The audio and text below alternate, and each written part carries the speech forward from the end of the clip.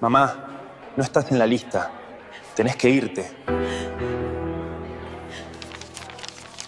Eso fue lo que mi propio hijo me dijo en la entrada del casamiento de mi nieta, frente a 150 invitados, mientras yo estaba parada ahí con el vestido celeste por el que había ahorrado 3 semanas de pensión. Su esposa se rió en mi cara y me dijo que estaban economizando un plato. Yo crié a este hombre prácticamente sola, con su padre trabajando día y noche. Y cuando Marcelo ya era adulto, casado y con hijos, Roberto murió y me dejó sola completamente. Le di todo. Les dejé vivir en mi departamento durante 12 años, y así me pagó. Pero lo que ellos no sabían era que su crueldad les iba a costar todo lo que tenían. Porque cuando llegué a casa esa noche, hice una llamada telefónica que cambiaría nuestras vidas para siempre. Esta es la historia de cómo la humillación de una madre se convirtió en el ajuste de cuentas de una familia. Y si alguna vez te traicionaron las personas por las que sacrificaste todo, necesitas escuchar lo que pasó después.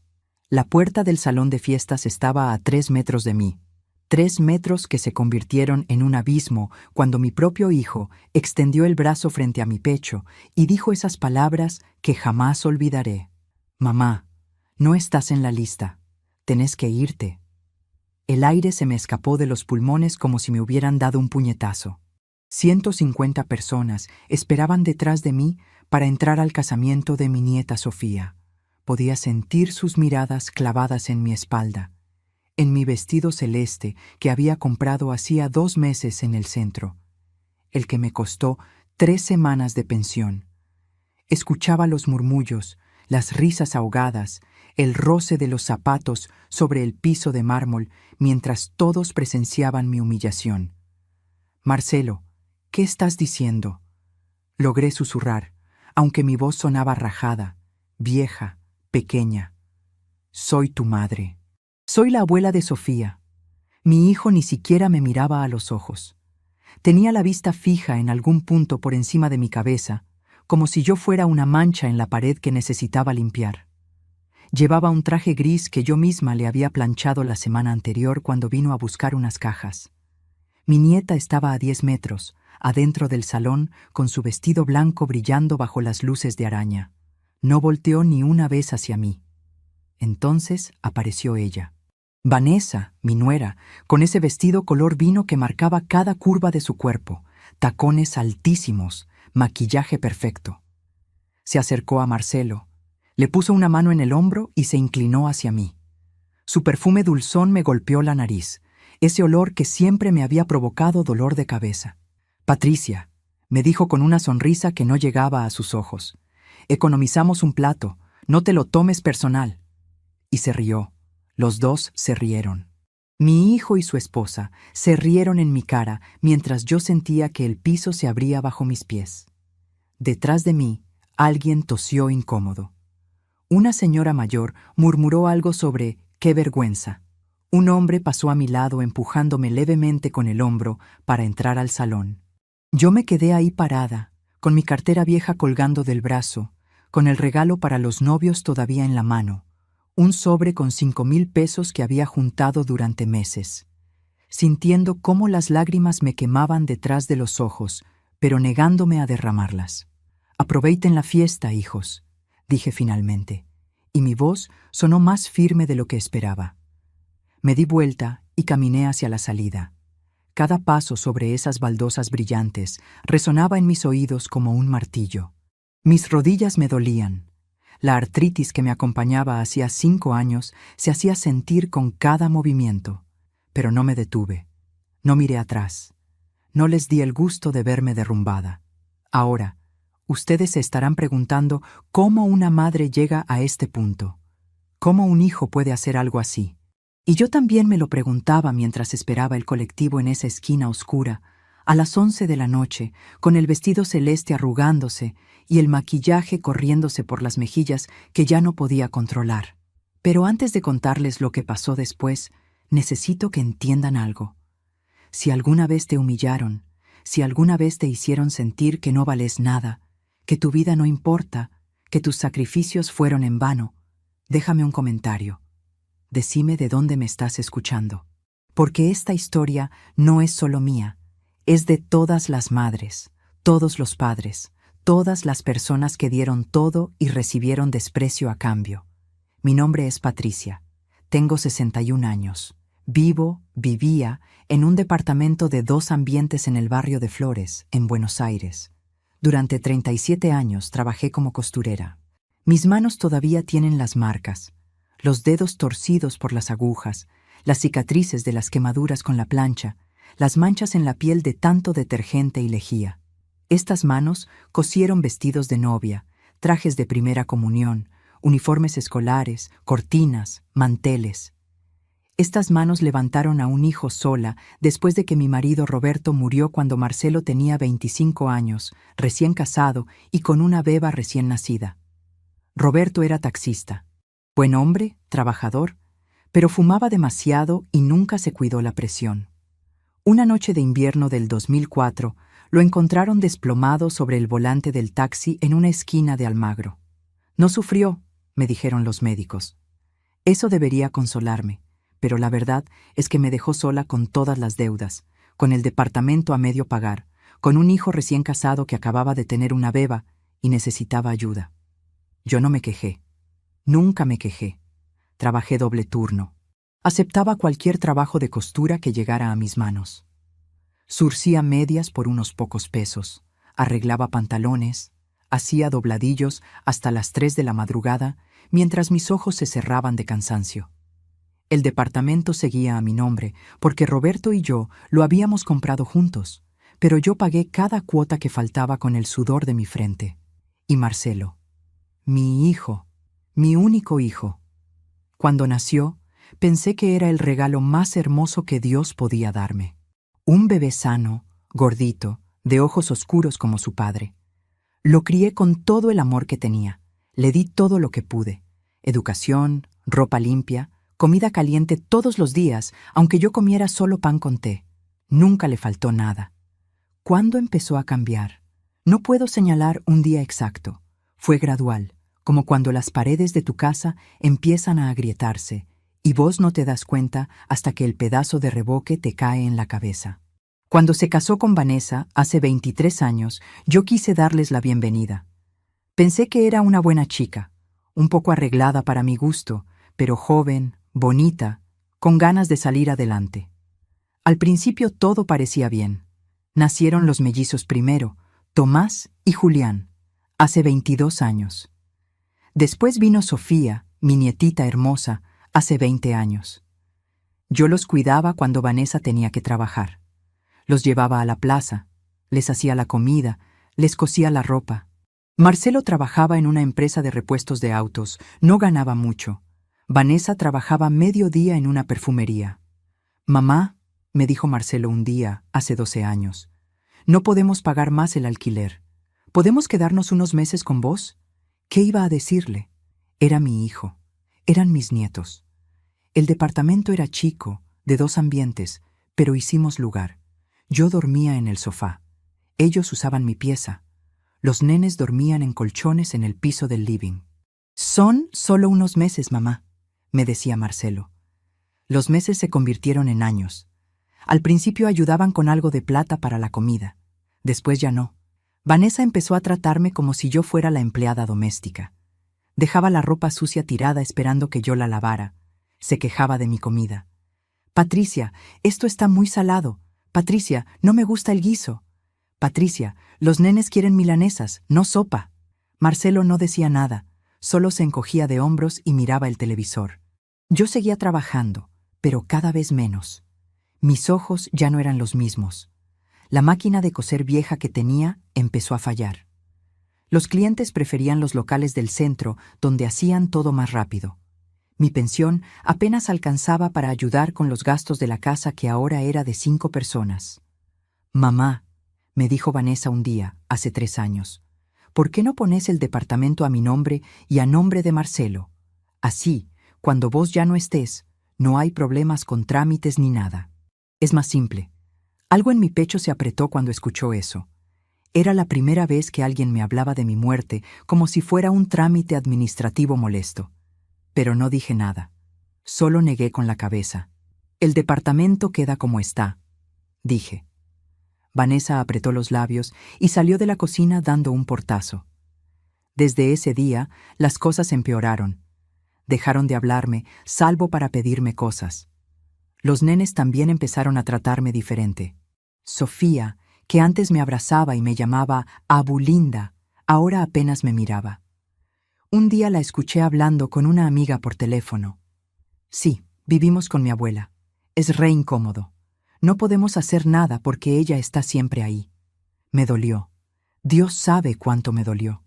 Pero pensé que era solo una etapa, que ya se les pasaría. Hace 6 meses, Sofía anunció que se casaba. Tenía 20 años recién cumplidos. Se había puesto de novia con un muchacho llamado Cristian, que trabajaba en un supermercado. No era el futuro que yo hubiera soñado para ella, pero ¿quién era yo para opinar? Me emocioné. Pensé que tal vez, en el casamiento, en un día tan especial, mi familia volvería a tratarme como lo que era. La abuela, la madre, la persona que había dado todo por ellos. ¿Puedo ayudar con algo para el casamiento?, le pregunté a Vanessa una tarde. Ella ni siquiera levantó la vista del celular. No, Patricia, ya está todo organizado. ¿Necesitan plata? Tengo algunos ahorros que podría... No necesitamos tu plata, me cortó Marcelo desde el sillón. Ya está todo pago, mentira. Yo sabía que era mentira porque los escuchaba discutir por las noches sobre el dinero, sobre cómo iban a pagar el salón, la comida, el fotógrafo, pero no insistí. Una semana antes del casamiento, noté algo extraño. Vanessa hablaba por teléfono constantemente sobre la lista de invitados. Escuché nombres de gente que yo ni conocía. Tías lejanas, primos terceros, vecinos del edificio donde vivíamos hacía años.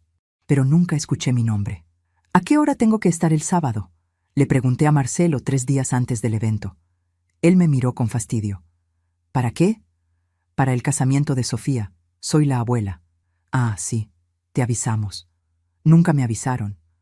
El día del casamiento, me vestí sola en el baño, me maquillé como pude con el rímel viejo que tenía guardado, me puse los zapatos que me lastimaban los juanetes. Tomé el sobre con los 5,000 pesos que había juntado peso por peso durante meses. Tomé el colectivo sola hasta el salón que quedaba en Caballito, a 40 minutos de casa. Y así llegué a esa puerta. A esos 3 metros que se convirtieron en un abismo. Mi hijo extendiéndome el brazo como si fuera una extraña. Mi nuera riéndose. Economizamos un plato. 150 personas mirándome como si fuera basura. Cuando llegué de vuelta al departamento esa noche, pasada la medianoche, la casa estaba vacía. Todos se habían ido a la fiesta. Me senté en el sofá que había sido mi cama durante 7 años. Miré alrededor.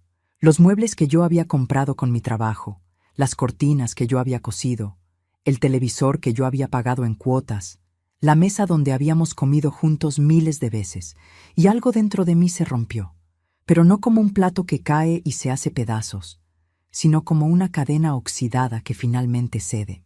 Y con ella se fue todo el miedo, toda la culpa, todo el amor malentendido que me había tenido atada durante años.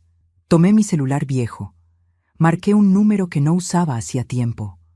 Cuando contestaron al otro lado, mi voz era firme, fría, decidida.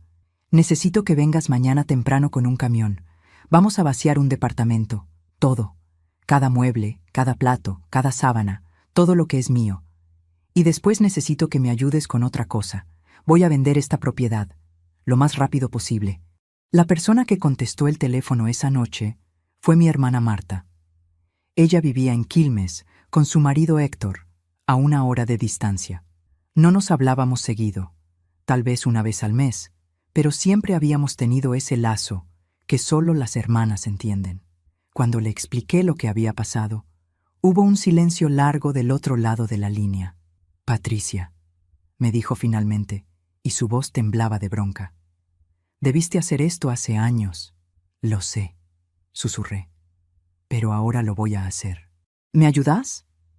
Héctor va a ir mañana a las 6 de la mañana con el camión de su trabajo. Prepara todo, y vos te venís a casa conmigo hasta que encuentres algo. Colgué el teléfono y miré el reloj. Era la 1:10 de la madrugada. La fiesta todavía estaría en pleno apogeo. Calculé que llegarían a casa no antes de las 5 o 6 de la mañana, tal vez más tarde si se iban a algún boliche después, como solía hacer la gente joven.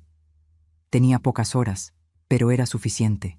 Me levanté del sofá y empecé a trabajar. Mis manos temblaban, no sé si de miedo o de algo más profundo, algo parecido a la libertad. Empecé a empacar mis cosas personales. Mi ropa, mis zapatos, las fotos viejas de Roberto, los documentos importantes. Todo cabía en 2 bolsas grandes. 61 años de vida y todo lo que me importaba cabía en 2 bolsas de supermercado. Mientras guardaba mis cosas, los recuerdos empezaron a caer sobre mí como lluvia. Recordé el día que nació Marcelo. Fue un parto difícil, 24 horas de trabajo de parto en el Hospital Rivadavia. Roberto se había quedado afuera fumando todo ese tiempo, caminando de un lado a otro del pasillo. Cuando finalmente salió el médico y le dijo que tenía un hijo varón, mi marido lloró. Lo vi a través de la ventanita de la sala de recuperación, llorando como un nene, con las manos en la cara. «Es perfecto, Patri», me dijo cuando entraron a verme. «Tiene tus ojos y mi nariz». Y era verdad. Marcelo era hermoso. Todos los bebés son lindos, dicen, pero el mío era especial. Cuando lo ponían en mis brazos, él me miraba con esos ojitos negros y yo sentía que mi corazón se iba a reventar de amor. ¿Cómo llegamos de ese momento a este? ¿En qué punto mi bebé perfecto se convirtió en el hombre que me echó de un casamiento? Roberto y yo no teníamos mucho dinero. Él trabajaba turnos de 12 horas manejando el taxi. Yo hacía costuras desde casa mientras cuidaba a Marcelo. Vivíamos en un departamento alquilado en San Cristóbal, un lugar chiquito pero limpio. Soñábamos con tener algo propio algún día. Marcelo fue un nene tranquilo. No lloraba mucho, comía bien, dormía bien. Cuando empezó la escuela primaria, era buen alumno. Traía buenas notas, era obediente, ayudaba en casa. Los maestros me decían que era un placer tenerlo en clase. «Señora Patricia», me dijo la maestra de 4º grado, «Marcelo es un niño muy responsable. Usted y su esposo deben estar muy orgullosos». Y lo estábamos, Dios sabe que lo estábamos. Cuando Marcelo tenía 10 años, finalmente pudimos comprar el departamento en Flores. Era viejo, necesitaba arreglos, pero era nuestro. Roberto sacó un préstamo del banco. Yo trabajaba cosiendo hasta tarde en la noche para ayudar con las cuotas. Marcelo tenía su propia habitación por primera vez en su vida. Lo pintamos juntos de celeste, su color favorito. «Mamá, ¿este cuarto va a ser mío siempre?», me preguntó mientras yo pasaba el rodillo sobre las paredes. «Siempre, mi amor, esta es tu casa». Y lo fue, hasta que dejó de serlo. La adolescencia de Marcelo fue normal. Tuvo su etapa rebelde, como todos. Empezó a salir con amigos, a llegar tarde, a contestarme mal de vez en cuando. Roberto se ponía firme. «A tu madre le hablas con respeto», le decía. «Ella se mata trabajando por vos». Marcelo pedía perdón, siempre pedía perdón. Y yo siempre perdonaba porque era mi hijo, porque lo amaba, porque pensaba que era solo una etapa. Conoció a Vanessa cuando tenía 23 años. Ella trabajaba en la perfumería del barrio. Era linda, muy arreglada, siempre con las uñas pintadas y el pelo perfecto. La primera vez que la trajo a casa me pareció un poco fría, pero pensé que era solo timidez. «Mamá, esta es Vanessa. Vanessa, ella es mi mamá, Patricia». «Mucho gusto», dijo ella sin sonreír realmente. Hice todo lo posible por caerle bien. Le preparé comida, le pregunté sobre su familia, su trabajo, sus planes. Ella contestaba con monosílabos, mirando el celular la mayor parte del tiempo. «Dale tiempo, Patri», me dijo Roberto esa noche. «Capaz está nerviosa», pero el tiempo pasó y Vanessa nunca cambió conmigo.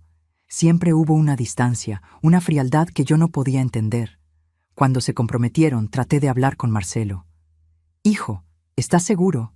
Son muy jóvenes todavía». «Mamá, no empieces», me cortó. «La amo. Nos vamos a casar».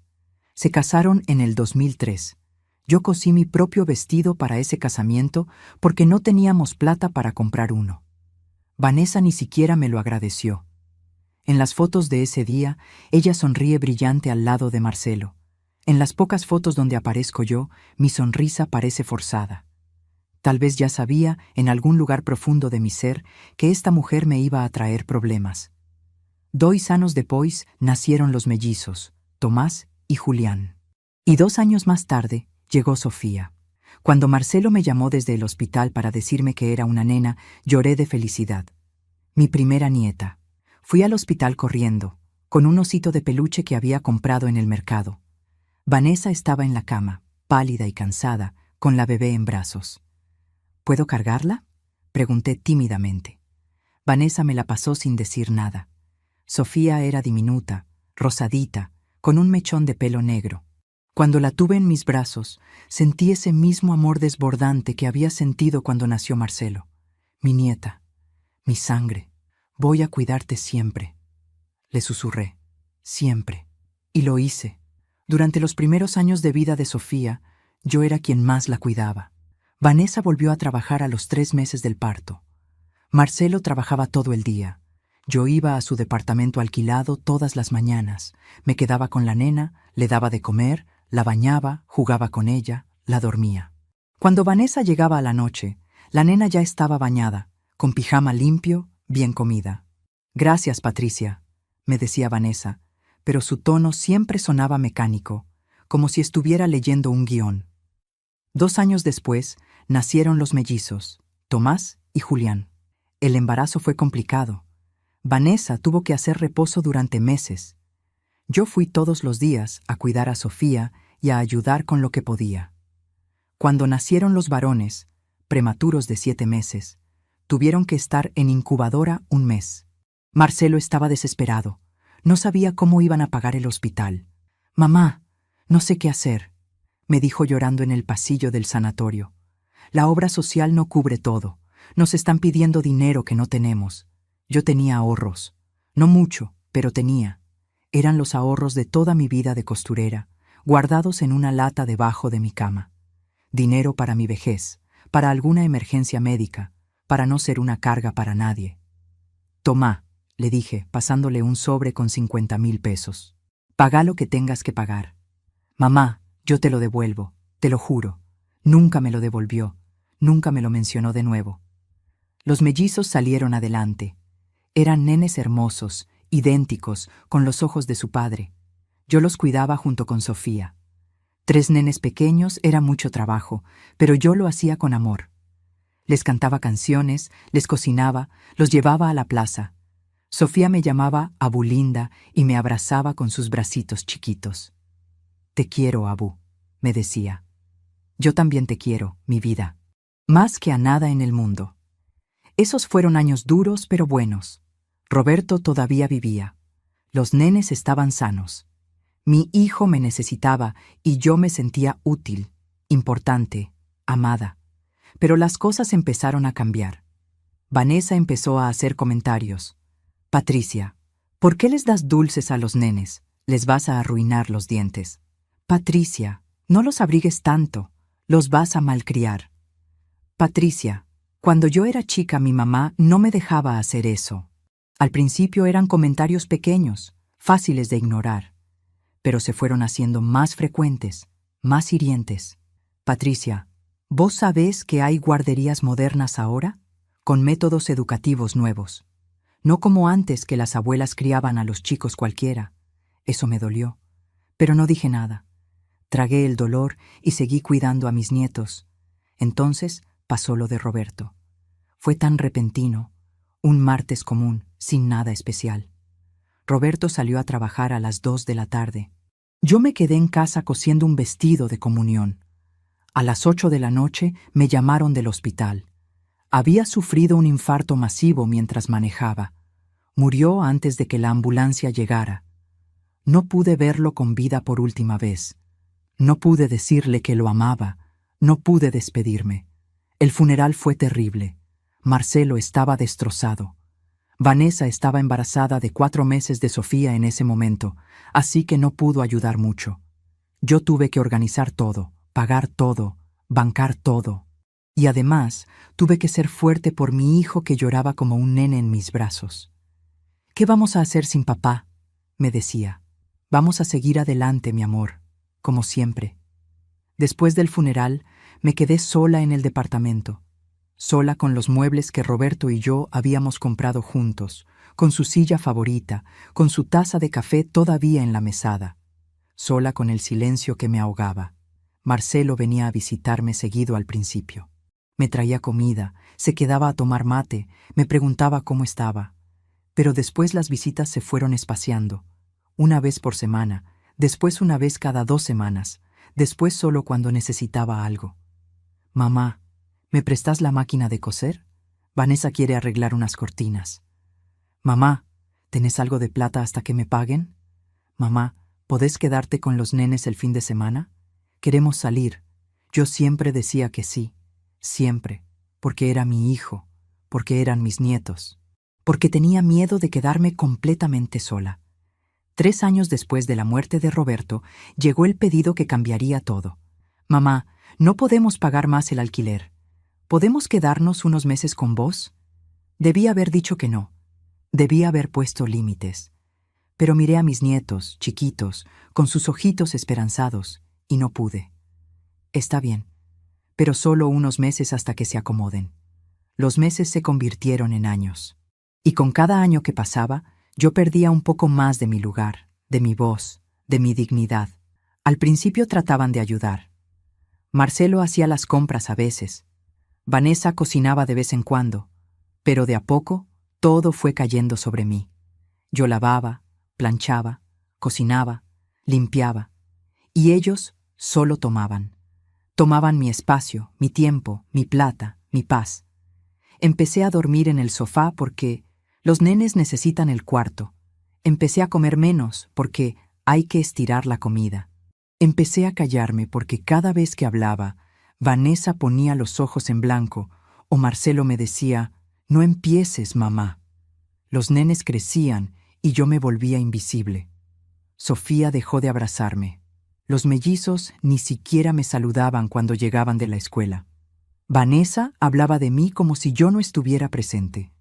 Es que ella es de otra época, no entiende cómo son las cosas ahora, le decía a una amiga por teléfono mientras yo estaba en la cocina lavando platos. Un día, hace 2 años, me enfermé. Una gripe fuerte que me dejó en cama con fiebre alta. Estuve 3 días tirada en el sofá, temblando de frío. Nadie me trajo un té. Nadie me preguntó si necesitaba algo. Vanessa se quejó porque no había nadie para cocinar. «Patricia, si no vas a hacer nada, al menos decí y pedimos delivery». Yo me levanté con fiebre y les hice la comida porque tenía más miedo a ser una carga que a morirme de neumonía. Y ahora estaba acá, a las 2 de la madrugada, empacando mis cosas, mientras ellos festejaban un casamiento al que no me dejaron entrar. El casamiento de mi nieta, la misma nena que yo cuidé desde bebé, que yo alimenté, que yo llevé a su primer día de escuela porque sus padres tenían que trabajar. ¿En qué me había equivocado? ¿Había amado demasiado? ¿Había dado demasiado? ¿Había sido demasiado blanda, demasiado complaciente, demasiado dispuesta a sacrificarme? Las preguntas me daban vueltas en la cabeza mientras terminaba de empacar. Pero ya no importaba. Ya no había marcha atrás. La llamada estaba hecha. El plan estaba en marcha. A las 6 menos 5 de la mañana, escuché el ruido del camión estacionando abajo. Me asomé por la ventana y vi a Héctor bajando, con Marta a su lado. Mi hermana levantó la vista y nuestros ojos se encontraron. Ella asintió.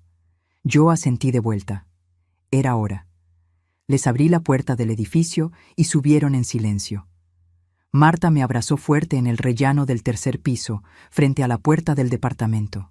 No dijo nada. No hacía falta. Ese abrazo decía todo lo que necesitaba escuchar. Héctor traía 2 muchachos con él, empleados de la empresa de mudanzas donde trabajaba como encargado. Les expliqué rápido y en voz baja. Todo lo que está en esta lista es mío. Los muebles del living, la mesa del comedor, las sillas, la heladera, el lavarropas, la cama matrimonial, el ropero, el televisor, la biblioteca, las ollas, los platos, las sábanas, las toallas, todo. Lo único que dejan son los colchones del piso donde duermen los varones y la ropa de ellos. Nada más. ¿Estás segura, Patricia?, me preguntó Héctor. Porque una vez que saquemos todo, no hay vuelta atrás. Me quedé mirándolo. Héctor era un buen hombre, casado con mi hermana hacía 30 años. Siempre me había tratado con respeto, con cariño. En ese momento vi preocupación genuina en sus ojos. Pero también vi algo más.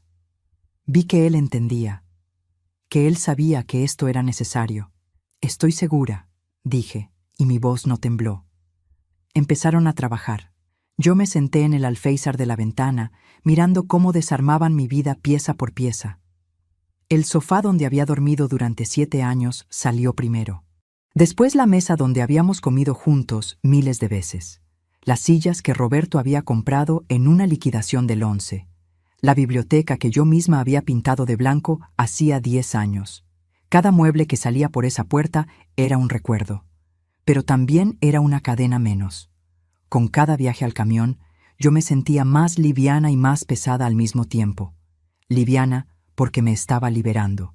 Pesada porque sabía que lo que estaba haciendo no tenía vuelta atrás. Marta trabajaba a mi lado, envolviendo los platos en papel de diario, guardando las ollas en cajas. ¿Cuándo fue que te diste cuenta?, me preguntó en voz baja. ¿Cuándo fue que supiste que tenías que hacer esto? Me quedé pensando. La verdad es que había sido un proceso largo, una acumulación de 1000 pequeñas crueldades que se fueron apilando como ladrillos hasta formar un muro que me aplastaba. Pero hubo momentos específicos, momentos donde algo dentro de mí gritó, «Basta», aunque yo no quisiera escucharlo. ¿Te acordás cuando me internaron el año pasado?, le dije a Marta. Por la presión alta. Ella asintió. Yo había estado 3 días en el hospital. La presión se me había disparado a 18,11. El médico dijo que era estrés, que tenía que cuidarme, descansar, evitar situaciones que me alteraran. Marcelo vino a verme solo una vez. Continué sintiendo el nudo en la garganta. Una sola vez en 3 días. Se quedó 20 minutos. Vanessa ni apareció. Los nenes tampoco. Cuando me dieron el alta y volví a casa, nadie había limpiado nada. La pileta de la cocina estaba llena de platos sucios. Había ropa tirada por todos lados. La basura estaba desbordada. Cerré los ojos, reviviendo ese momento. Llegué del hospital, todavía con el brazalete puesto, con la receta de las pastillas en la mano, mareada, cansada. Y Vanessa estaba sentada en el sillón pintándose las uñas. Me miró y me dijo, «Ah, llegaste. Menos mal, no hay nada para comer. Hace algo rápido que tengo que salir». Marta dejó de envolver platos y me miró con una mezcla de horror e ira. «¿Y vos qué hiciste?» «Hice la comida», dije, y mi voz sonó rota. Me puse el delantal sobre la ropa del hospital y les hice la comida, porque tenía miedo de que se enojaran, porque tenía miedo de quedarme sola, porque pensaba que si yo no servía para nada, no tenía derecho a ocupar espacio en mi propia casa. Pero ese no fue el único momento. Hubo otros. Cada uno un clavo en el ataúd de mi dignidad. Recordé el día de mi cumpleaños 60. Yo no esperaba una fiesta ni nada grande, pero esperaba algo, una torta, aunque sea comprada, una tarjeta, un abrazo, algo que me dijera que importaba, que me veían, que recordaban que yo existía. Ese día me desperté temprano en el sofá, como siempre. Hice el desayuno para todos. Esperé que alguien me dijera «Feliz cumpleaños». Marcelo se fue a trabajar sin decir nada. Vanessa salió con las amigas. Los nenes se fueron a la escuela. Pasó el día entero. Llegó la noche. Todos cenaron la comida que yo había preparado. Nadie dijo nada. A las 11 de la noche me encerré en el baño y lloré en silencio con la mano en la boca para que nadie me escuchara. Lloré por mí, por la mujer que había sido y la mujer en que me había convertido. Lloré por Roberto, que no estaba ahí para abrazarme. Lloré por los 60 años que habían pasado tan rápido y por todos los cumpleaños que me quedaban, que probablemente serían iguales o peores que este. Pero creo que el momento que realmente me quebró por dentro, el momento donde algo se rompió de forma definitiva, fue hace 3 meses, 2 meses antes de la humillación del casamiento. Yo había estado ahorrando en secreto. Guardaba pesito a pesito de mi pensión. Me saltaba comidas para que sobrara un poco más. No me compraba nada, ni siquiera remedios cuando me hacían falta. Durante 2 años junté 53,000 pesos. Los tenía escondidos en una caja de zapatos en el fondo del ropero, envueltos en una bolsa. Era mi plan de escape, mi red de seguridad, mi posibilidad de alquilar una piecita en algún lado si las cosas se ponían peor. Un día llegué de hacer las compras y algo me hizo revisar el escondite. La caja seguía ahí, pero cuando la abrí, estaba vacía. Alguien había sacado todo el dinero. Sentí que me faltaba el aire. Revisé de nuevo, pensando que tal vez me había equivocado de caja. Pero no, era esa, y estaba vacía. Salí del cuarto temblando. Vanessa estaba en el living mirando el celular. Tenía puesto un conjunto nuevo, ropa deportiva de marca que yo nunca había visto. «Vanessa», logré decir, aunque mi voz sonaba lejana. «¿Viste plata en una caja en mi ropero?» Ella levantó la vista con fastidio. «Ah, sí. Marcelo la encontró. Pensamos que la tenías ahí guardada para gastos de la casa. La usamos para pagar unas cosas que necesitábamos. Yo me compré ropa para el gimnasio. Marcelo se arregló el auto. Los nenes necesitaban zapatillas nuevas. Pero ese era mi dinero», susurré. «Eran mis ahorros. Patricia, vivís acá gratis. No pagas alquiler. Lo menos que podés hacer es aportar para los gastos. No seas egoísta». Egoísta. Me llamó egoísta por querer conservar los ahorros de 2 años que había juntado saltándome comidas. No grité, no lloré, no reclamé. Solo me di vuelta y volví a mi cuarto. Esa noche, acostada en el sofá, mirando el techo en la oscuridad, algo dentro de mí murió. O tal vez no murió, sino que despertó. Algo frío, duro, que había estado dormido durante demasiado tiempo. «Basta», dije en voz alta en la oscuridad. «Hasta aquí». Pero el miedo todavía era más fuerte que la bronca. El miedo a quedarme sola, a no tener a dónde ir, a ser una carga. Entonces no hice nada. Seguí tragando, seguí soportando. Seguí muriendo un poquito cada día, hasta el casamiento, hasta esa puerta, hasta esas palabras. «Mamá, no estás en la lista. Economizamos un plato». Ahí fue cuando el miedo se rompió. Cuando la humillación pública, frente a 150 personas, fue demasiado. Cuando mi hijo me echó como si yo fuera basura. Cuando mi nuera se rió en mi cara.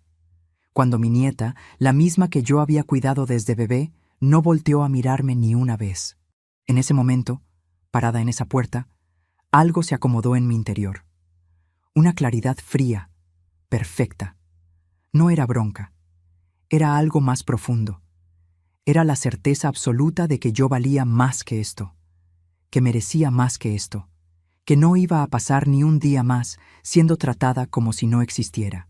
Cuando llegué a casa esa noche y me senté en el sofá, no dudé ni un segundo. Tomé el teléfono y llamé a Marta. Y cuando ella contestó, supe exactamente qué hacer. El plan era simple: recuperar lo que era mío.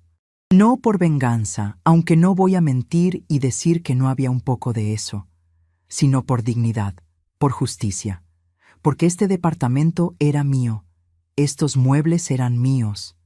Los había comprado con mi trabajo, con el trabajo de Roberto, y si ellos podían quitarme mi dinero, mi lugar en un casamiento, mi dignidad, entonces yo podía quitarles el techo que les había dado sin pedirles nada a cambio durante 7 años. «Patricia», me dijo Marta ahora, mientras seguía empacando, «¿sabes que van a estar furiosos cuando vuelvan?» «Lo sé», respondí, «pero ya no me importa. Ya me hicieron lo peor que podían hacerme. Ya no tengo nada que perder». Eran las 7:30 de la mañana cuando terminaron de cargar el camión. El departamento estaba vacío, completamente vacío.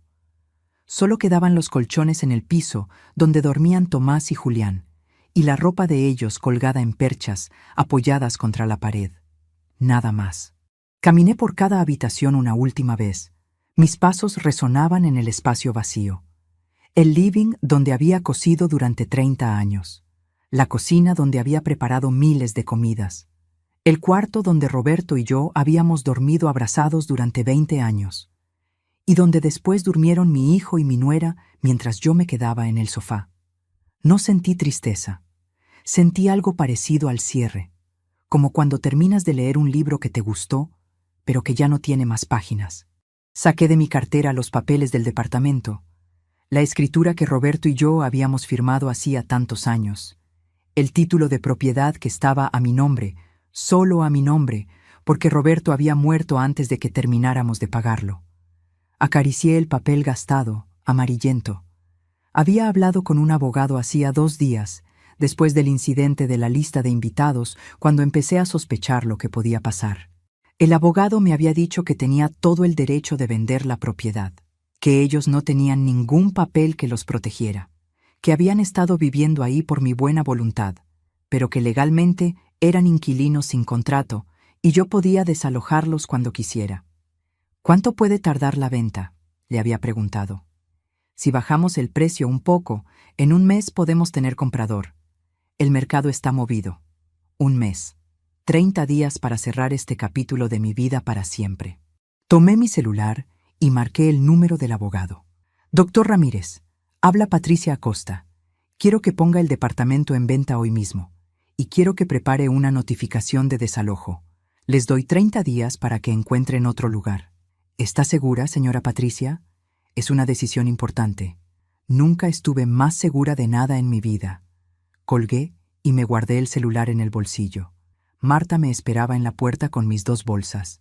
¿Lista?, me preguntó. Miré una última vez el departamento vacío, las paredes que guardaban décadas de recuerdos, el piso que Roberto había lustrado, la ventana por donde entraba el sol cada mañana. «Lista», dije. Bajamos al camión. Héctor arrancó el motor. Mientras nos alejábamos por las calles todavía oscuras de flores, sentí algo que no había sentido en años. No era felicidad exactamente. Era algo más profundo, más sólido. Era libertad. Eran las 8:30 de la mañana. En algún lugar, mi hijo y su familia todavía estarían durmiendo, cansados de la fiesta. Tal vez llegarían a casa al mediodía, tal vez más tarde. No importaba. Cuando abrieran esa puerta, se encontrarían con el vacío. Y entonces sabrían. Entonces entenderían que la mujer a la que habían humillado, la madre que habían usado y desechado, había decidido que ya era suficiente. Guardé mi celular apagado en el fondo de la cartera. No quería escuchar las llamadas que sabía que vendrían. No todavía.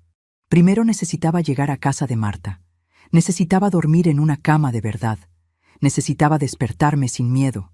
Necesitaba empezar a aprender cómo se vivía cuando una recuperaba su dignidad. El camión avanzaba por la avenida Rivadavia. El sol empezaba a salir. Era sábado por la mañana y la ciudad todavía dormía. Apoyé la cabeza contra la ventanilla fría y cerré los ojos. Por primera vez en 7 años, en quizás más tiempo que eso, dormí en paz. Desperté a las 3 de la tarde en la casa de Marta. No recordaba cuándo había sido la última vez que había dormido tanto. El cuarto de huéspedes era chico pero acogedor, con cortinas de flores y una cama blanda que no me lastimaba la espalda. Por un momento, al abrir los ojos, no supe dónde estaba. Después todo volvió a mí como una ola. El casamiento, la humillación, el departamento vacío. Me incorporé despacio. Mis rodillas protestaron, la artritis recordándome que tenía 61 años. Pero por primera vez en mucho tiempo, el dolor físico no venía acompañado de ese otro dolor, ese que vivía en el pecho y me apretaba cada vez que respiraba. Encontré a Marta en la cocina preparando mate. «¿Cómo dormiste?», me preguntó, pasándome el mate. «Como no dormía hace años», admití. El celular seguía apagado en mi cartera. Marta me miró.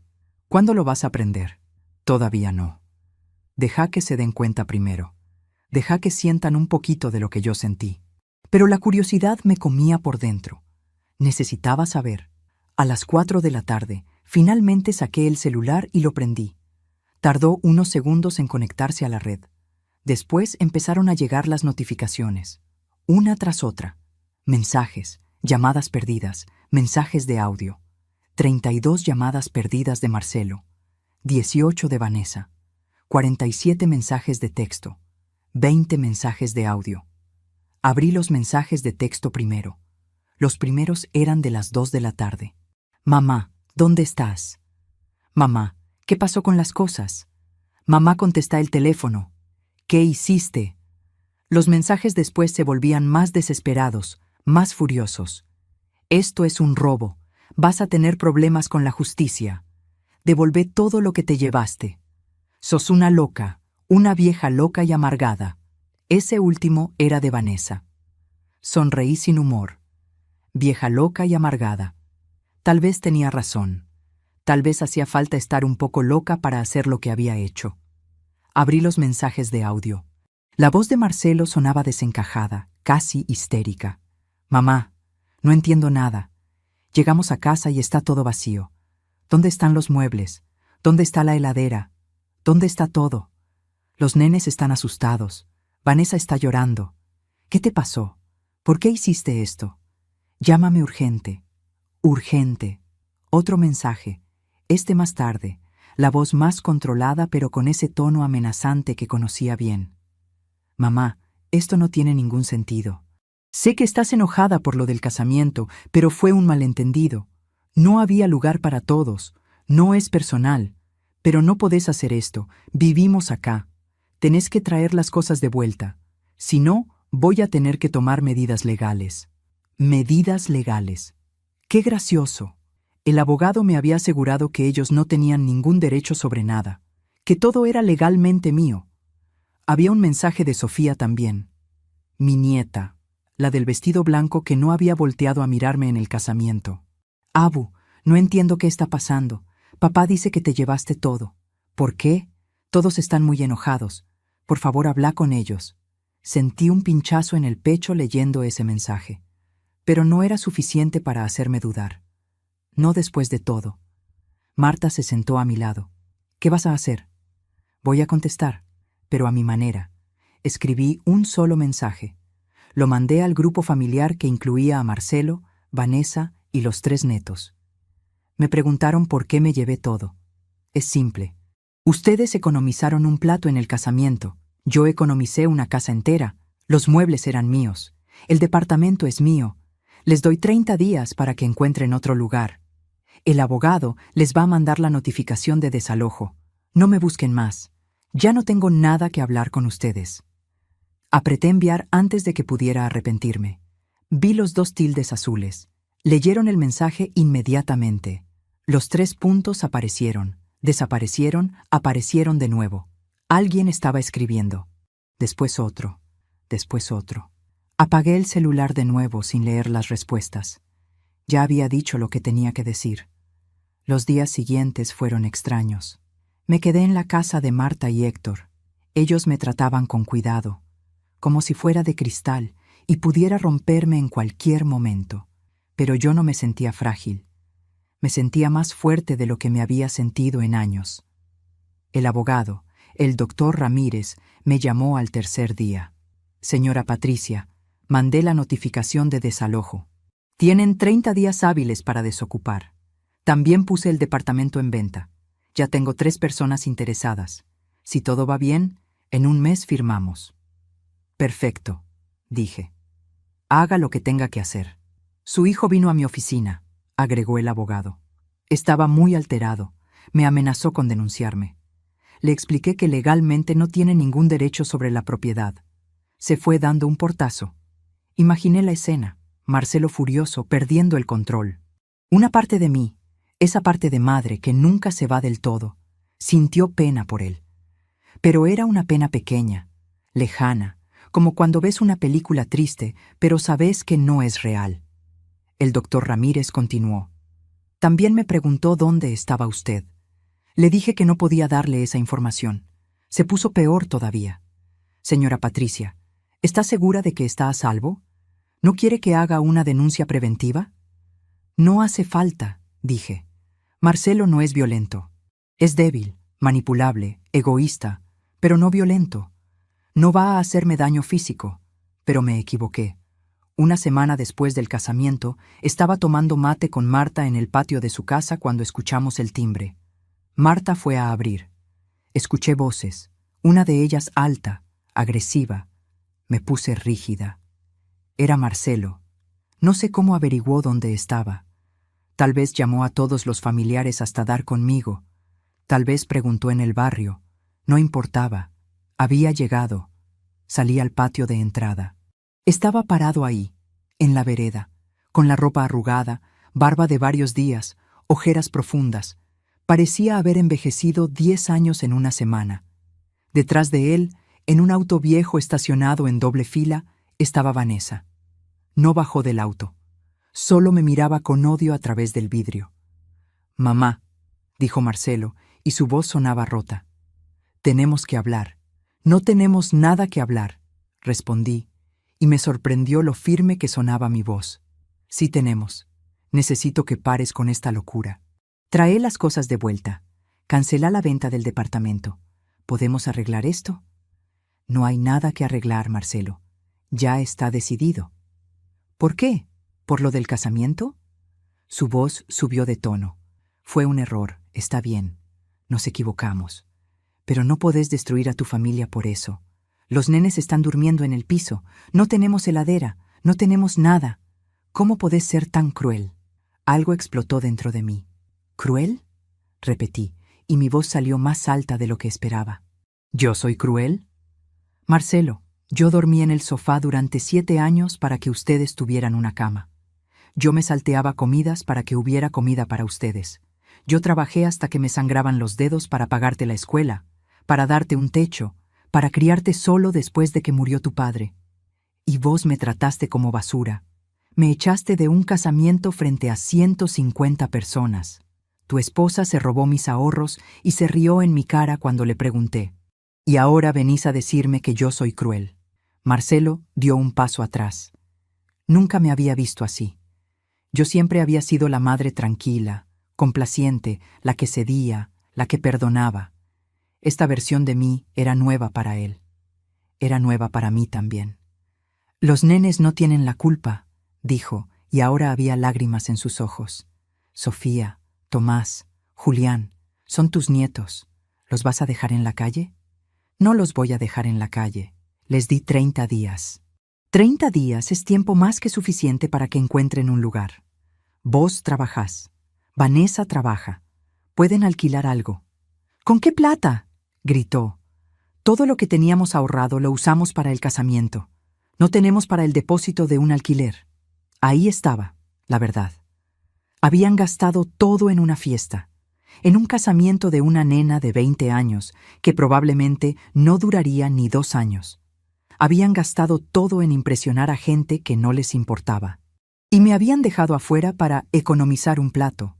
«Ese no es mi problema, Marcelo», dije, y cada palabra me costaba, pero las dije igual. «Ustedes tomaron sus decisiones. Ahora tienen que vivir con las consecuencias». «¿Y nosotros qué?», gritó más fuerte. «¿Somos descartables? ¿Tu único hijo es descartable?» «Yo fui descartable para vos primero», respondí, y mi voz se quebró un poco. «Yo fui descartable cuando me sacaste de la lista, cuando tu esposa se rió de mí, cuando me trataste como una empleada en mi propia casa, cuando dejaste que me robaran, cuando no viniste a verme al hospital, cuando te olvidaste de mi cumpleaños. Yo fui descartable para vos durante años, y lo acepté porque eras mi hijo, porque te amaba. Pero hay un límite, Marcelo, y vos lo cruzaste». Las lágrimas corrían por mi cara ahora. Marta estaba detrás de mí, una mano en mi hombro. Héctor había salido también, parado en el marco de la puerta, listo para intervenir si hacía falta. Marcelo se limpió la cara con la manga. Cuando habló de nuevo, su voz era fría, venenosa.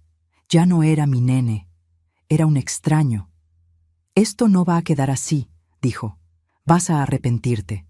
Cuando estés sola, vieja, enferma, sin nadie que te cuide, vas a acordarte de este momento. Y vas a arrepentirte». Esas palabras me atravesaron como cuchillos, porque tocaban mi miedo más profundo, el miedo a la vejez solitaria, a la enfermedad, a morir sola en un hospital sin nadie que pregunte por mí. El miedo que me había mantenido callada durante tanto tiempo. Pero ahora, mirando a mi hijo, viendo el desprecio en sus ojos, entendí algo. Ya estaba sola. Había estado sola durante años mientras vivía con ellos. Una soledad peor, más dolorosa, porque estaba rodeada de gente que se suponía que debía amarme, pero que solo me usaba. Prefiero estar sola que estar con gente que me trata como basura, dije finalmente. Prefiero morir sola en un hospital que vivir humillada en mi propia casa. Ya me arrepentí bastante, Marcelo. Me arrepentí de no poner límites antes. Me arrepentí de dejarme pisotear. Me arrepentí de pensar que con amor alcanzaba. Pero de esto no me voy a arrepentir. Nunca. Marcelo me miró con odio puro. Después se dio vuelta y caminó hacia el auto. Antes de subir, volteó una última vez. «Moriste para mí», dijo. «No tengo madre». Y se fueron. Me quedé parada ahí, en el patio de Marta, mirando cómo el auto se alejaba. Las piernas me temblaban. Marta me abrazó y ahí sí, colapsé. Lloré como no había llorado en años. Lloré por el hijo que había criado. Lloré por el hijo que perdí. Lloré por la familia que pensé que tenía y por la familia que nunca existió realmente.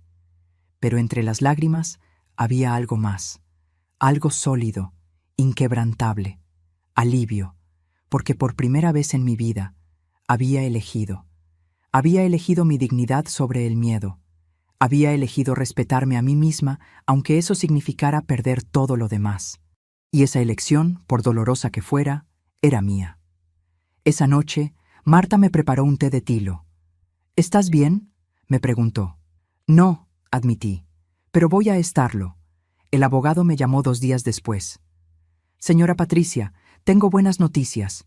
Encontré comprador para el departamento, una pareja joven. Ofrecen efectivo. Podemos cerrar en 2 semanas». «Adelante», dije. «También me enteré de algo más», agregó el doctor Ramírez. «Su hijo está buscando abogados para tratar de frenar la venta. No va a conseguir nada. Legalmente no tiene posibilidad, pero quería que supiera. Gracias por avisarme». Los días siguientes fueron una mezcla extraña de paz y tormenta. Paz porque finalmente estaba durmiendo bien, comiendo tranquila, sin tener que servir a nadie. Tormenta porque los mensajes seguían llegando. Ya no los leía, pero llegaban. Marcelo, Vanessa, hasta los nenes me mandaban mensajes. El de Sofía decía: «Abú, por favor pénsalo, no hagas esto. Papá está muy mal, mamá está deprimida. Los mellizos lloran todas las noches. ¿No te importamos?». Me importaban. Claro que me importaban. Pero importarme a mí misma tenía que importar más. El día 28 desde el casamiento, 2 días antes de que se cumpliera el plazo del desalojo, el doctor Ramírez me llamó. «Firmamos pasado mañana. Los compradores están listos.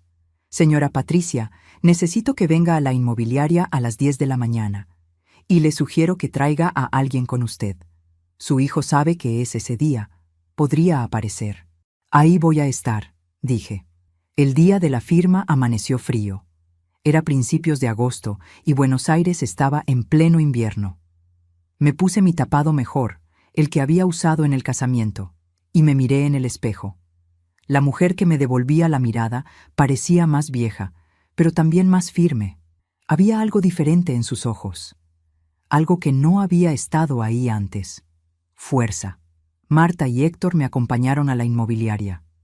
Cuando llegamos, el auto de Marcelo ya estaba estacionado afuera. Se me heló la sangre, pero respiré hondo y entré. Marcelo estaba adentro, discutiendo con el doctor Ramírez. Vanessa estaba sentada en una silla, los brazos cruzados, la cara una máscara de furia. Cuando me vieron entrar, Marcelo se lanzó hacia mí. «No podés hacer esto», dijo. «Es mi herencia, es el futuro de tus nietos». «Es mi propiedad», respondí con calma, «y hago con ella lo que quiero». «Egoísta», escupió Vanessa. «Vieja egoísta y amargada. Te vas a morir sola y nadie va a ir a tu funeral». El doctor Ramírez intervino. «Señora, le voy a pedir que se retire o llamo a la policía. Esto es una propiedad privada y está alterando el orden». La pareja joven que compraba el departamento estaba sentada en un rincón, incómoda, mirando la escena. El escribano ya había llegado con todos los papeles. «Podemos empezar cuando quieran», dijo el escribano. Me senté en el escritorio, agarré la lapicera, miré los papeles. La escritura del departamento que Roberto y yo habíamos comprado con tanto sacrificio. El lugar donde había vivido 30 años de mi vida, donde había criado a mi hijo, donde había sido feliz y después profundamente infeliz. «No lo hagas», dijo Marcelo una última vez y su voz sonaba rota. «Por favor, mamá, no lo hagas». Levanté la vista y lo miré a los ojos. Vi al nene que había sido, al bebé gordito que había sostenido en mis brazos, al niño que me había dicho, «Te quiero, mami», miles de veces, al joven que había llorado en mi hombro cuando murió su padre, pero también vi al hombre que me había echado de un casamiento, que había permitido que su esposa me humillara, que había vivido en mi casa sin pagarme nada durante 7 años mientras yo dormía en el sofá, que me había robado mis ahorros, que me había llamado cruel. «Lo siento, Marcelo», dije, «pero ya está decidido». Y firmé. El escribano selló los papeles. La transacción estaba completa. El departamento de Flores ya no era mío. Era de esa pareja joven que me miraba con una mezcla de lástima y incomodidad. En mi cuenta bancaria acababan de depositar 3.200.000 pesos. Era más dinero del que había visto junto en toda mi vida. Marcelo se quedó parado ahí, en medio de la inmobiliaria, como si no pudiera procesar lo que acababa de pasar. Vanessa lloraba en silencio, pero no eran lágrimas de tristeza. Eran lágrimas de rabia. El doctor Ramírez me pasó una copia de todos los papeles. «Señora Patricia, el desalojo sigue en pie. Tienen hasta mañana al mediodía para desocupar. Si no lo hacen, vamos con la policía». Marcelo finalmente reaccionó. Se acercó a la pareja joven. «Ustedes no entienden», les dijo con voz desesperada. «Ese es mi hogar. Yo crecí ahí. Mi padre murió en ese departamento. Mis hijos nacieron prácticamente ahí. No pueden comprarlo así nomás». El muchacho, que tendría unos 30 años, lo miró incómodo. «Disculpa, pero ya firmamos. Ya pagamos. Es legal». «No es legal», gritó Marcelo. «Esa vieja nos está dejando en la calle. Somos su familia». El doctor Ramírez hizo una seña y 2 segundos después entraron 2 policías que habían estado esperando afuera por si hacía falta. Tomaron a Marcelo de los brazos. «Señor, lo voy a tener que pedirle que se retire», dijo uno de los oficiales. Vanessa se paró de golpe. «Esto no va a quedar así», me dijo señalándome con el dedo. «Vas a pagar por esto. Te lo juro por Dios que vas a pagar». Los policías los escoltaron afuera. Yo me quedé sentada, las manos temblándome sobre los papeles firmados. Marta se acercó y me abrazó. «Ya pasó», me susurró. «Ya pasó todo». Pero no había pasado. Recién estaba empezando. Salimos de la inmobiliaria por la puerta de atrás para evitar otro encuentro. Héctor nos llevó de vuelta a Quilmes. Durante todo el viaje, yo miraba por la ventanilla sin ver realmente nada. Había vendido mi casa, mi hogar de 30 años, el lugar donde había sido feliz con Roberto, el lugar donde había criado a mi hijo. ¿Había hecho lo correcto? Como si me leyera el pensamiento, Marta me apretó la mano. «Hiciste lo que tenías que hacer», dijo, «y estoy orgullosa de vos». Esa noche no pude dormir. Me quedé despierta en el cuarto de huéspedes, mirando el techo, preguntándome qué estaría pasando en el departamento. ¿Estarían empacando? ¿Estarían llorando? ¿Los nenes tendrían miedo? ¿Sofía me odiaría para siempre? A las 3:15 de la madrugada, mi celular sonó. Era un número desconocido. Dudé, pero contesté. «¿Hola?» Era la voz de Tomás, uno de los mellizos. Tenía 11 años. Sonaba asustado. «Abú, soy yo. Tomé el teléfono de mamá para llamarte». «Abú, tengo miedo. Papá y mamá están peleando, están gritando». Mamá tiró un plato contra la pared. «Julián está llorando. ¿Podés venir?» Se me cerró la garganta. Mi nietito, asustado, pidiendo ayuda. «Tomás, mi amor», dije, tratando de mantener la voz calma. «Escúchame bien. Tus papás están pasando por un momento difícil, pero no es culpa tuya. ¿Me entendés? No es culpa tuya ni de tus hermanos. Pero mamá dice que es por tu culpa. Dice que nos dejaste en la calle. Tus papás van a encontrar otro lugar para vivir. Son adultos. Van a resolverlo. Abu, ¿ya no nos querés más? Preguntó, y su voz se quebró. ¿Por eso hiciste esto? Las lágrimas corrieron por mi cara. Los quiero con todo mi corazón. Siempre los voy a querer. Pero a veces los adultos tenemos que tomar decisiones difíciles. Algún día lo vas a entender. No quiero entenderlo, dijo. Quiero que las cosas vuelvan a ser como antes. Yo también, mi amor, yo también. Colgamos. Me quedé ahí sentada en la oscuridad, llorando en silencio. Esto era lo más difícil. Los nenes. Ellos no tenían la culpa de nada. Pero no podía seguir sacrificándome solo para mantener una falsa apariencia de familia. No podía seguir muriendo de a poco, solo para que ellos estuvieran cómodos. A la mañana siguiente, el doctor Ramírez me llamó. Señora Patricia, desalojaron el departamento anoche. Dejaron las llaves en el buzón. El lugar está limpio. La pareja joven ya puede mudarse. ¿A dónde fueron?, pregunté, aunque no estaba segura de querer saber. No tengo esa información, pero aparentemente encontraron un lugar. Pasaron 2 semanas sin noticias. 2 semanas donde yo empecé a armar mi nueva vida. Con el dinero de la venta, alquilé un departamento de un ambiente en Quilmes, cerca de la casa de Marta. Era chiquito pero luminoso, con una ventana grande que daba a un parque. Compré muebles nuevos, nada lujoso, pero mío. Una cama de verdad donde podía estirarme. Una mesa chica para 2 personas. Un sillón cómodo donde sentarme a tomar mate. Marta me ayudó a decorar. Colgamos cortinas amarillas en la ventana. Compramos plantas para el balconcito. Pusimos fotos en las paredes, pero solo fotos viejas. Roberto y yo en nuestro casamiento. Marcelo de bebé. Fotos de cuando éramos felices, antes de que todo se rompiera. ¿No vas a poner fotos de los nietos?, me preguntó Marta. Todavía no, dije. Duele demasiado. El resto del dinero lo puse en un plazo fijo. El banco me dijo que con los intereses y mi pensión podía vivir tranquila, sin trabajar, sin depender de nadie. Era una sensación extraña, liberadora y aterradora al mismo tiempo. Una tarde, 3 semanas después de la venta, me crucé a doña Lidia en el mercado. Ella había sido mi vecina en Flores durante 15 años. Me vio y se acercó. Patricia, ¿cómo estás? Me enteré de todo. El barrio entero se enteró. Estoy bien, Lidia, dije, aunque no estaba segura si era verdad. Tu hijo vino la semana pasada, continuó, bajando la voz como si estuviera compartiendo un chisme. Estaba con la familia. Alquilaron en un edificio del 11, en uno de esos departamentos viejos, de esos de pensión. 3 piezas, baño compartido. Vi el lugar cuando pasé por ahí. Es terrible, Patricia. Húmedo, oscuro. Los nenes tienen que ir a una escuela nueva. Sentí una punzada de culpa, pero también algo más, algo parecido a justicia. ¿Y Marcelo? ¿Cómo está? Mal, dijo doña Lidia. Muy mal. Perdió el trabajo hace una semana. Parece que no iba, llegaba tarde, estaba siempre de mal humor. Lo echaron.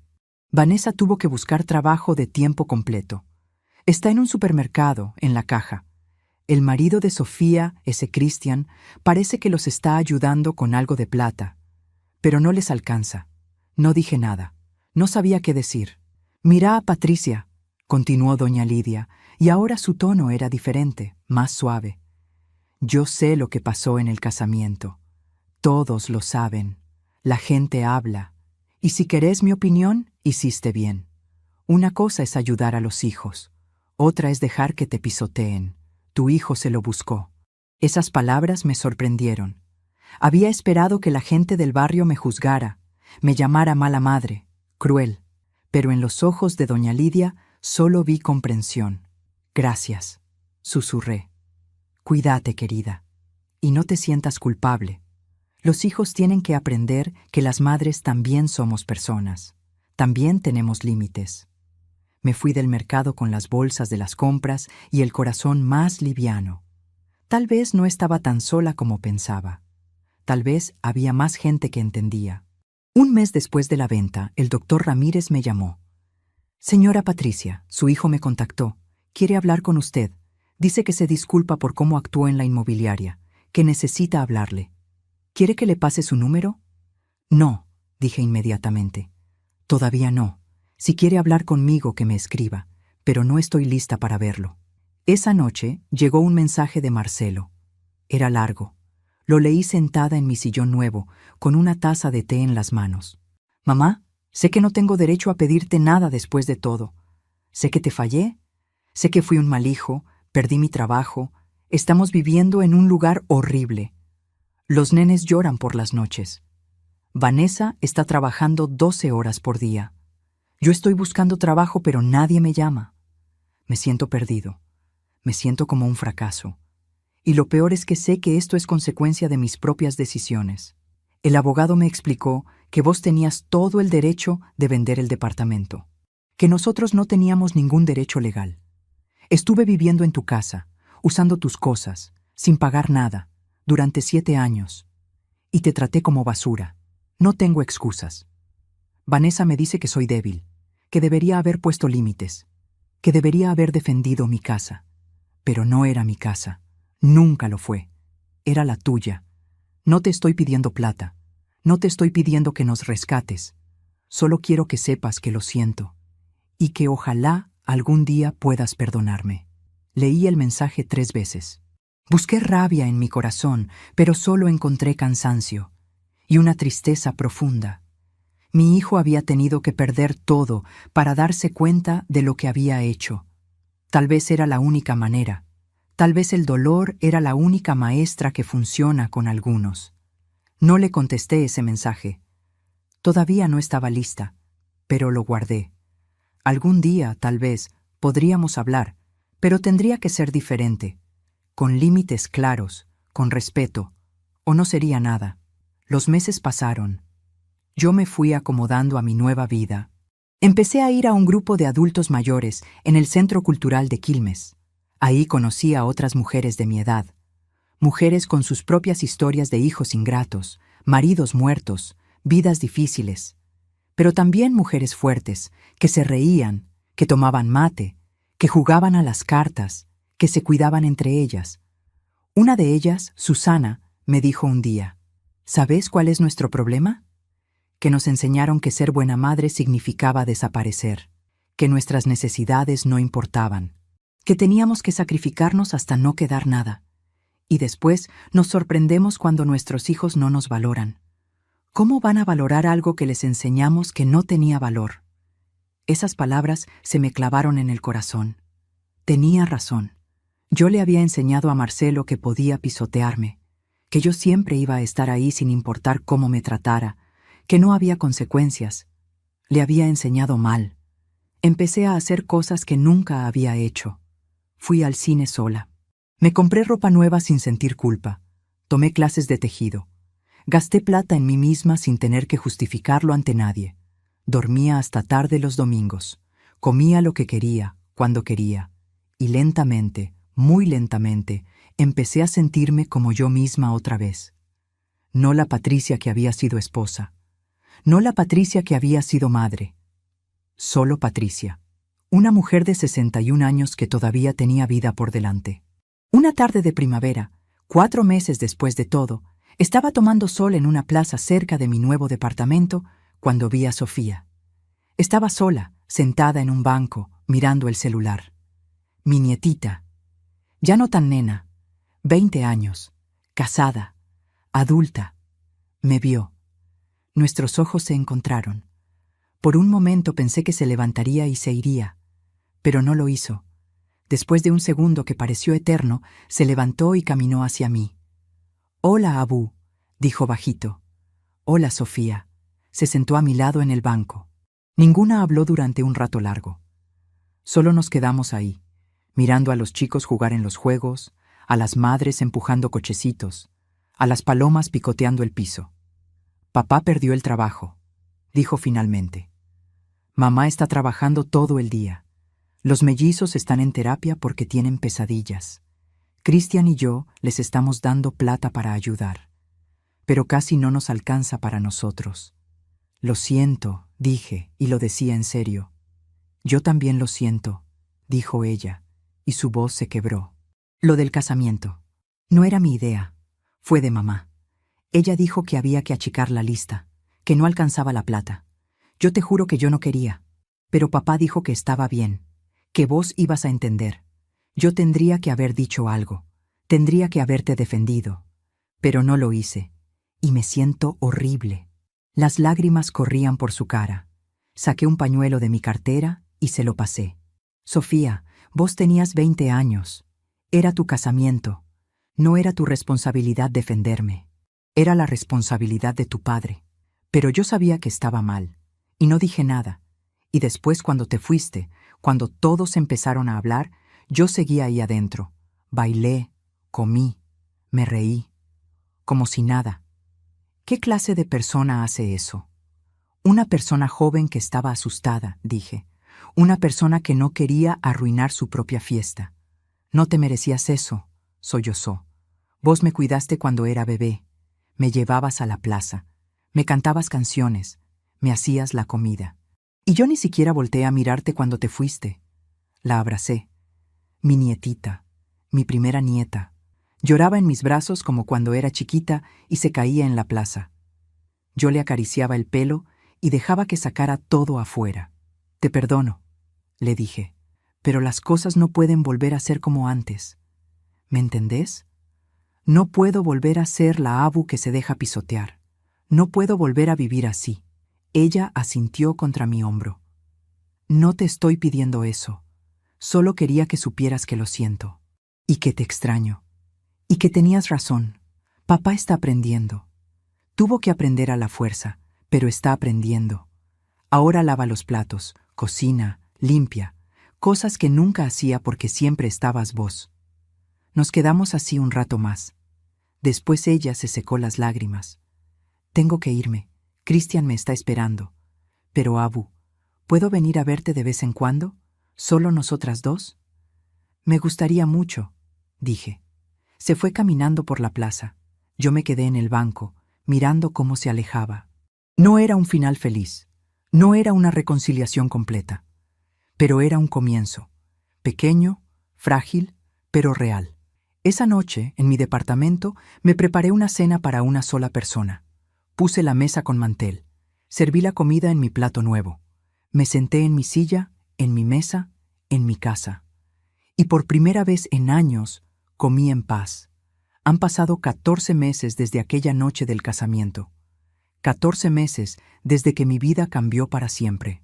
Estoy sentada en el balcón de mi departamento, tomando mate mientras el sol de la tarde entra por la ventana. Es otoño ahora.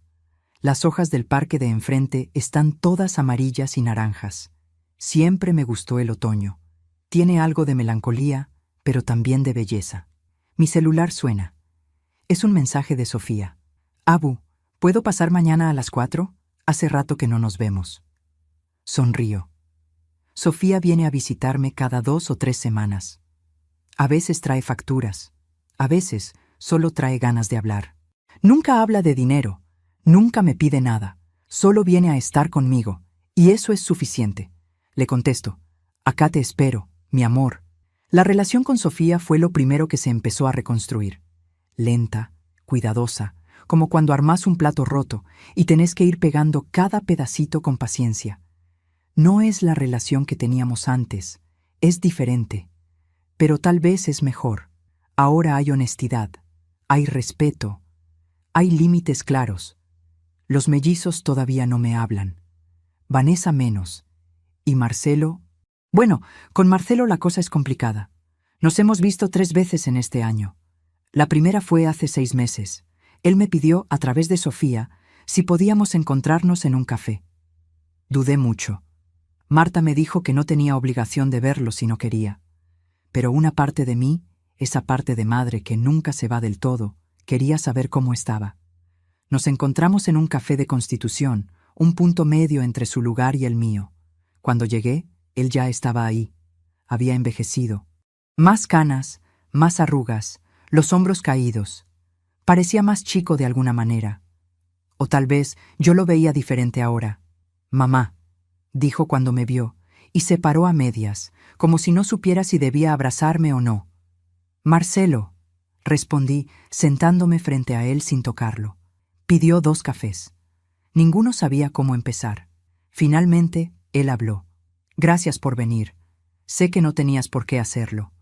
No, no tenía por qué, confirmé. Pero acá estoy. Tomó aire. Conseguí trabajo hace 2 meses. En un taller mecánico. No es lo que hacía antes. Gano menos. Pero es algo. Vanessa sigue en el supermercado. Estamos ahorrando para mudarnos a algo mejor. El lugar donde estamos es muy duro. No dije nada. Solo esperé. Los nenes están mejor ahora. Tuvieron un tiempo difícil, pero se están adaptando. Sofía nos ayuda mucho. Cristian también. Son buenos chicos. Me alegro, dije, y era verdad. Mamá, yo... Se le quebró la voz. No sé cómo disculparme por todo. Fui un hijo horrible. Un hombre horrible. Te usé. Te falté el respeto. Dejé que Vanessa te tratara mal. Dejé que mis hijos te vieran como algo descartable. Y lo peor es que tardé en darme cuenta. Tuve que perder todo para entender lo que hice. Las lágrimas corrían por su cara. La gente en el café nos miraba de reojo.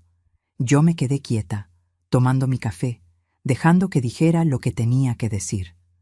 Cuando llegamos a ese departamento del 11 esa primera noche, continuó, los nenes lloraban.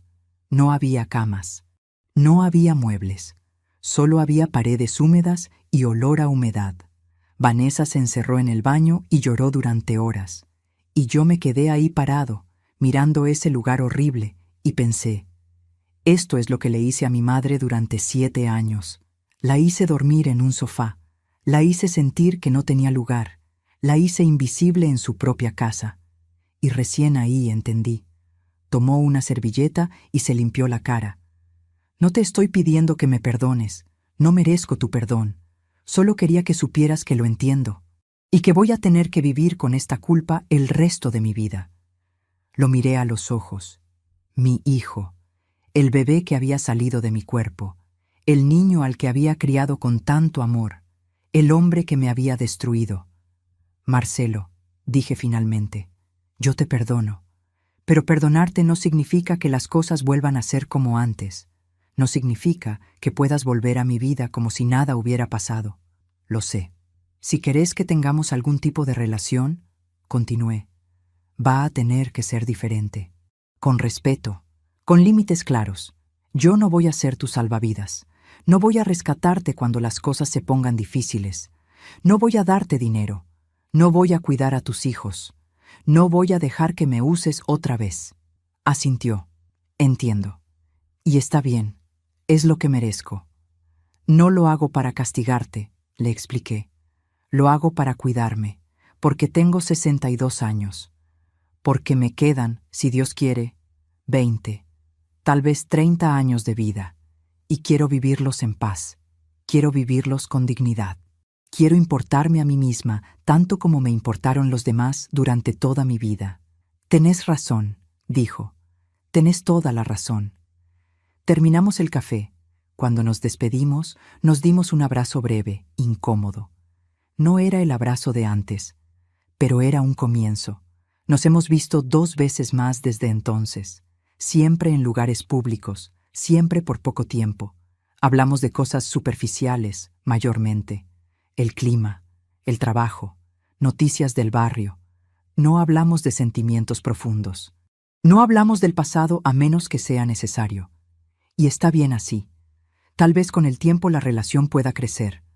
O tal vez esto es todo lo que puede ser. Y tengo que estar en paz con eso. La semana pasada, en el aniversario de la muerte de Roberto, fui al cementerio. Voy todos los años. Siempre sola. Limpio la lápida, le llevo flores, le hablo un rato. Le cuento cómo está mi vida. Ese día, cuando llegué, había alguien ahí. Era Marcelo. Estaba parado frente a la tumba de su padre, con un ramo de flores en la mano. Se sorprendió al verme. «Mamá, no sabía que venías hoy». «Vengo todos los años», dije.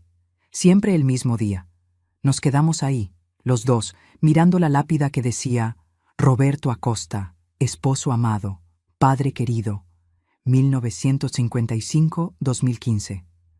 ¿Crees que papá estaría decepcionado de mí?, preguntó Marcelo de repente. Pensé la respuesta. Creo que estaría triste por cómo salieron las cosas. Pero también creo que estaría orgulloso de que estés tratando de cambiar. No sé si estoy cambiando lo suficientemente rápido, admitió. Vanessa está enojada conmigo todo el tiempo. Dice que soy débil, que debería haber peleado más por el departamento, que vos nos robaste. Sentí una punzada de bronca ante esas palabras, pero respiré hondo. No te robé nada, Marcelo. No podés robar lo que nunca fue tuyo. Lo sé, dijo rápido. Yo lo sé. Pero Vanessa, ella no lo ve así. Hemos tenido muchas peleas por eso. A veces pienso que nuestro matrimonio no va a sobrevivir esto. Eso es algo que tenés que resolver vos, dije. No es mi problema. Sonó duro. Tal vez lo fue. Pero era la verdad. Yo ya no podía cargar con los problemas de mi hijo. Tenía que cargar con los míos propios. Pusimos las flores juntos en el florero al lado de la lápida. Marcelo rezó un Padre Nuestro en voz baja. Yo solo me quedé ahí, con la mano en la piedra fría, recordando a Roberto. Su risa, su olor a cigarrillo y colonia barata, la forma en que me abrazaba por la espalda cuando yo estaba cocinando. «Te extraño», le susurré a la lápida. «Y ojalá estuvieras acá para decirme si hice bien o hice mal». Nos fuimos juntos del cementerio. En la puerta, Marcelo se detuvo. «Mamá, ¿algún día vas a poder mirarme sin dolor en los ojos?». La pregunta me tomó por sorpresa. Me quedé pensando. No lo sé, Marcelo. Espero que sí. Pero no depende solo de mí. Depende de vos también. De cómo me trates de ahora en adelante. De si realmente cambiás o solo decís que vas a cambiar. Asintió. Nos despedimos. Cada uno se fue por su lado. Ahora, sentada en mi balcón, tomando mate, pienso en todo lo que pasó, en todo lo que perdí, en todo lo que gané. Perdí a mi hijo, en cierta manera. Perdí a mis nietos, o al menos la relación que tenía con ellos. Perdí el departamento donde viví 30 años. Perdí la ilusión de tener una familia feliz y unida. Pero gané algo más importante. Gané mi dignidad. Gané mi paz. Gané la posibilidad de vivir mis últimos años sin ser pisoteada. Gané el respeto de mí misma. Y eso, descubrí, vale más que todo lo demás. Las mujeres de mi edad, a las que conocí en el centro cultural, me dicen que soy valiente, que hice lo que muchas no se animan a hacer, que puse límites cuando la mayoría sigue aguantando. Y tal vez tienen razón. O tal vez solo llegué a un punto donde aguantar dolía más que soltar.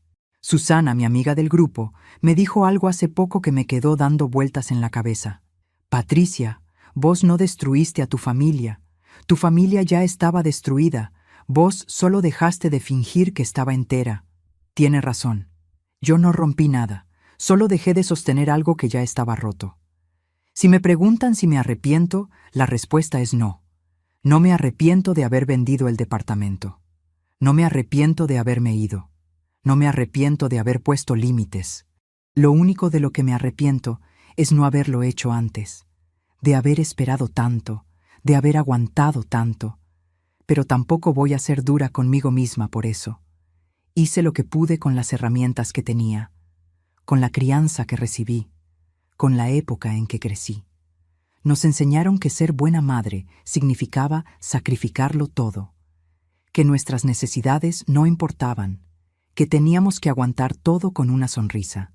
Pero nadie nos enseñó que también tenemos derecho a ser felices, que también merecemos respeto, que poner límites no nos hace malas madres, nos hace madres sabias. Y si pudiera volver en el tiempo y hablarle a la Patricia de hace 2 años, a la que dormía en el sofá y lloraba en silencio en el baño, le diría: vos valés, vos importás, y no tenés que aguantar esto. Hay vida del otro lado del miedo, hay paz, hay dignidad, y vale la pena pelear por ella. Miro mi departamento, chico, pero mío, limpio, ordenado, lleno de luz. Miro mis cosas nuevas, mi cama, mi mesa, mi sillón. Miro las plantas en el balcón que Marta y yo plantamos juntas. Miro las fotos en la pared de cuando era joven, cuando era feliz, cuando todavía no sabía todo lo que iba a tener que pasar. Y me siento agradecida. Agradecida de haber tenido el coraje. Agradecida de tener a Marta. Agradecida de haber recuperado mi vida antes de que fuera demasiado tarde. Porque podría haber seguido así. Podría haber aguantado hasta morirme en ese sofá, invisible, usada, descartada. Y nadie hubiera llorado realmente mi muerte. Hubieran llorado porque perdían a la que cocinaba, a la que limpiaba, a la que resolvía problemas, pero no a mí, porque ellos no me conocían. Hacía años que no me conocían. Ahora, Sofía me conoce. Me pregunta cómo estoy, qué estoy sintiendo, qué quiero hacer. Me ve como una persona, no como una función. Y eso es un regalo. Tal vez algún día los mellizos también quieran conocerme. Tal vez no. No puedo controlar eso. Solo puedo controlar cómo me trato a mí misma. Y decidí tratarme bien. El sol está bajando ahora. El parque se está oscureciendo. Prendo la luz del balcón. Hace un poco de frío, pero me gusta estar acá afuera, mirando la vida pasar. Una pareja joven camina abrazada. Una señora saca a pasear su perro. Un grupo de adolescentes ríe en la esquina. La vida sigue. Mi vida sigue. Y es una buena vida. No perfecta, no sin dolor, pero buena, digna, mía. Si estás escuchando esta historia y te sentís identificado, si alguna vez te humillaron, te usaron, te hicieron sentir que no vales nada, quiero que sepas algo. No estás solo. Somos miles, millones, los que pasamos por esto. Los que dimos todo y recibimos migajas. Los que nos sacrificamos hasta desaparecer. Pero también quiero que sepas que no es tarde. Nunca es tarde para recuperar tu dignidad. Nunca es tarde para poner límites. Nunca es tarde para decir basta. No importa si tenés 60, 70, 80 años. No importa si tus hijos, tus nietos, tu familia te hace sentir que no tenés derecho a defenderte. Sí tenés derecho. Tenés todo el derecho del mundo a exigir respeto, a vivir en paz, a importarte a vos mismo tanto como te importan los demás. Y si tenés miedo, está bien. Yo también tuve miedo. Miedo a quedarme sola. Miedo a no tener quien me cuide cuando sea vieja. Miedo a morir sola en un hospital. Pero te voy a decir algo que aprendí. Estar sola es mejor que estar acompañado por gente que te lastima. La soledad duele, pero la humillación, el desprecio, el maltrato, duelen más. Así que si mi historia te tocó, si sentiste algo mientras la escuchabas, déjame un comentario contándome tu historia. ¿De dónde me estás escuchando? ¿Pasaste por algo parecido? ¿Estás pasando por algo así ahora? Contame, porque nuestras historias importan. Nuestras voces importan. Y si conoces a alguien que esté pasando por esto, compártile este video. Tal vez sea el empujón que necesita para hacer un cambio. Tal vez no. Pero al menos va a saber que no está solo. Dale me gusta al video si te llegó al corazón. Suscríbete al canal para escuchar más historias como esta. Historias de gente real, con problemas reales, buscando soluciones reales. Historias de dignidad, de límites, de amor propio. Porque al final del día, eso es lo que importa. No cuánto diste, no cuánto te sacrificaste, sino si viviste con dignidad, si te respetaste a vos mismo, si fuiste capaz de mirarte al espejo y reconocer a la persona que te devolvía la mirada. Yo ahora puedo. Después de tantos años, puedo mirarme al espejo y reconocerme. Y eso, créanme, no tiene precio. Gracias por escuchar mi historia. Gracias por estar acá. Y recordá, vos valés, vos importás. Y nunca, nunca es tarde para recuperar tu vida. Que Dios los bendiga a todos. Hasta la próxima.